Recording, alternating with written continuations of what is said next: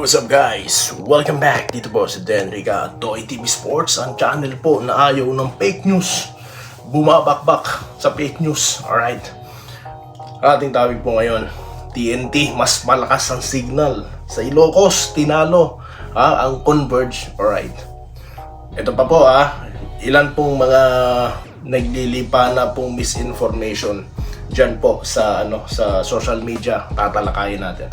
At mga pa-shoutout, bago po yan, salamat muna mga subscribers, followers ni Doy TV na hindi po totoo, hindi po tanga-tanga, bobo, na patuloy na nagbabasa sa mga page, nanonood sa mga YouTube channels ng mga fake news vloggers. Alright, di po sila naniniwala sa mga scheme ng mga yan. Okay, umpisa na po natin, bilisan po natin. Mag-subscribe muna kayo Alright, kung ayaw nyo mga fake news, mag-subscribe kayo dito. Alright? Okay, kung di kayo kumbinsido, manood lang kayo. Alright, dito na po tayo. So, congratulations muna sa mga katropa natin dyan. Nag-bounce back sila, Alright? Nanalo po sila kontra Converge. So, akala po natin dito actually, mananalo Converge, Sa sarili ko lang yun Okay, di ko naman sinabi sa inyo, di ba? Wala nga tayong content Baka kasi hindi ako makapagpigil.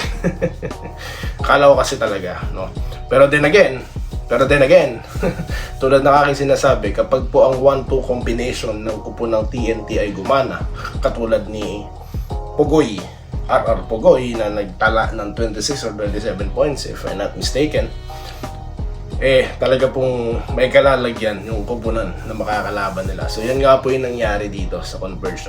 Hindi nila kinaya itong bounce back ng TNT sa pagkatalo nila from Barangay Nebra, di po ba? Or sa Barangay Nebra.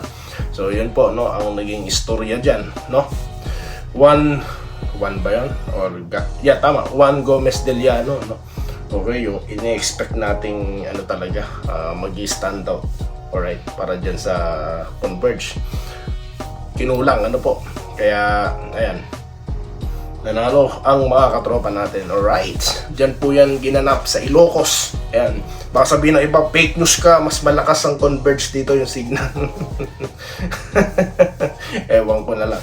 Alright, so dito naman po tayo guys sa ito po yung mga channel na nagkakalat po ng mga misinformation. Katulad po ng pinost, I'm trying to find, kung nandyan pa yan, yung pinost po, ito yung original. Pakita ko muna sa inyo yung original na yan. Ito. Yung page niya is Simple Grind. Nakasama niya mag-practice si Greg at si Chua.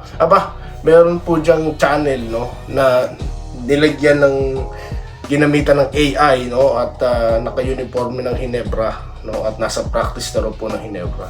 Kaya pag yun po naspatan nyo, ayan, nakita nyo na yung original post, Okay, pag nakita nyo may ganyan in AI, i-report nyo na, At nagsasabing Hinebra, kasi meron hindi ko lang na-screenshot, kasi sabi ko sa inyo, inaano ko lang ini-scroll ko lang minsan hindi ko na ini-screenshot. Kaya pag nakita nyo, report nyo na fake news yun, or misinformation. Okay?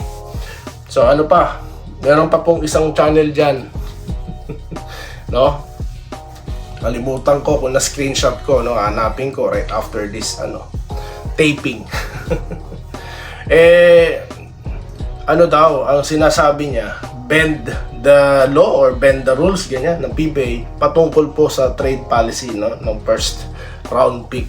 Okay? Simple lang naman ang nangyari. Anong bending doon? Sinunod ang rule, sinunod ang trade. Ano yung trade? First round pick ng team, itinirade kay Mabahan Messi tsaka kay Mariano. Tapos na doon, hindi, ang kinoment niya, na kagad, ang tawag dito, spekulasyon na yun na kagad ang first round pick. Paano mo naman nasabi yan, bro? Baka mamaya ang first round pick pala San Miguel. Malay nyo, San Miguel, ilan na sila? 0-2. Malay nyo, matalo sila, matalo. Hindi natin malaman, hindi natin masasabi. Dahil sa nakaraan dalawang panalo nila, akala natin, manalo sila, di ba? So, basketball yun eh. Di ba? So, yun po yung sinasabi na Doy TV dito, no? Yung mga ganyang klase ng page po na kumakalat sa Pilipinas, no? Yan po yung naglilihis eh, no? Plain and simple po ang nangyaring trade eh. Round pick po ang pinag-uusapan. Hindi po first pick overall. Ang laki pong pagkakaiba niyan, no? Kaya nga po meron tayong past, present, future tense kung nag-aral po, no?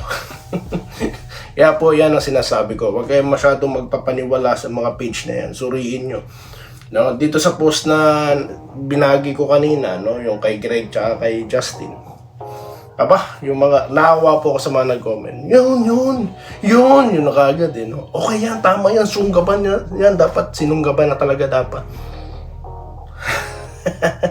So, it's clearly misinformation po guys. So, wala pong ganong nangyayari. Alright, minsan pong dumalaw si Greg sa practice na Ginebra, pero para dumalaw, hindi mag-practice. Okay? Ingat po kayo sa mga misinformation dyan. Alright, dito naman tayo. Shoutout na po tayo ha. Shoutout na po tayo. Dito po tayo sa kay Glenn Bonifacio na lagi daw po nanonood, no? Ever since di lang siya nagko-comment. Let's see. Will happen about Jamie, hopefully makabalik.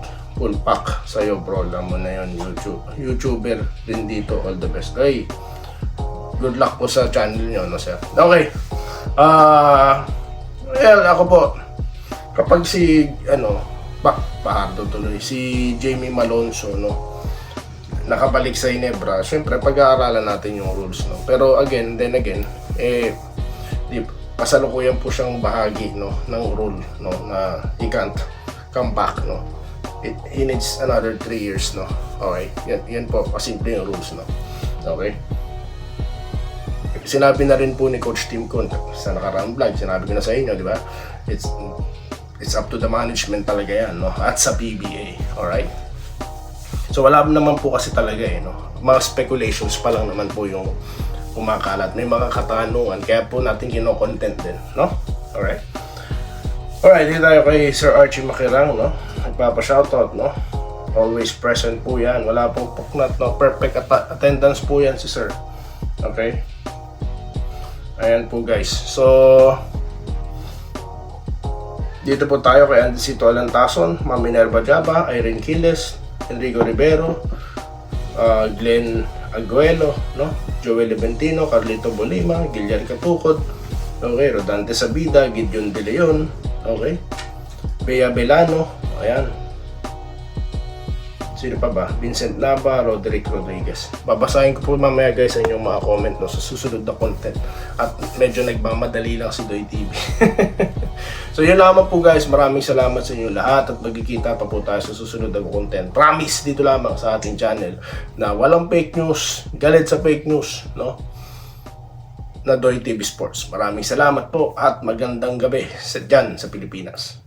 Salamat po sa panonood. Subscribe na para sa mga susunod na basketball at boxing videos.